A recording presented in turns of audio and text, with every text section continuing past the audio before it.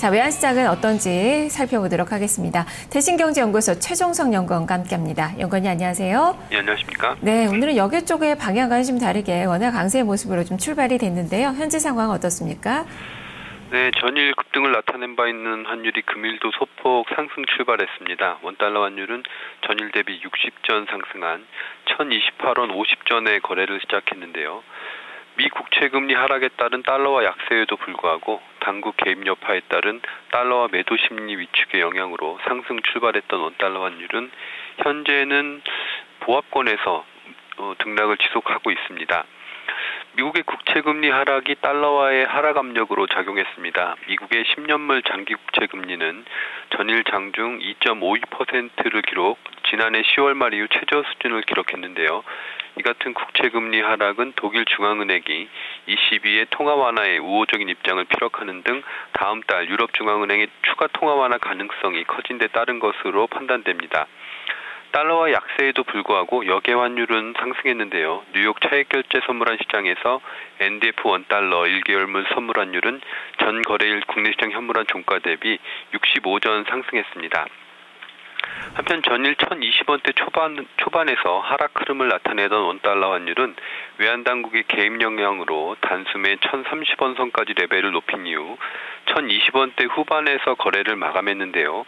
금일 서울 외환시장에서 원달러 환율은 전일의 개입 여파가 지속되면서 1020원대 후반을 중심으로 지지력을 나타낼 것으로 예상됩니다. 당국의 개입에 따른 환율 급등은 투자자들의 달러 매도 심리를 크게 약화시킨 반면 1020원 선이 확실한 지지선으로 자리 잡으면서 저점 결제 수요가 자극될 가능성이 있는데요. 이에 따라 원달러 환율은 1020원대 후반을 중심으로 주 거래 레벨을 형성하며 외환당국의 움직임에 주목할 것으로 보입니다.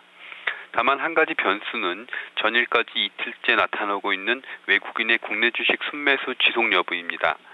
외국인의 국내 주식 순매수 규모가 확대될 경우 국내 증시의 상승과 더불어 달러 매도세를 자극할 가능성이 있는데요.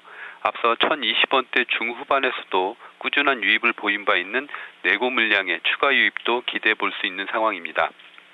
따라서 원달러 환율은 전일 당국의 실개입 여파에 따라 1020원대 후반 중심의 완만한 상승 흐름을 나타내며 장중 외국인의 국내 주식 순매수 여부에 주목할 것으로 예상되는 가운데 환율의 예상거래 범위는 1024원에서 1030원 사이가 될 것으로 전망됩니다.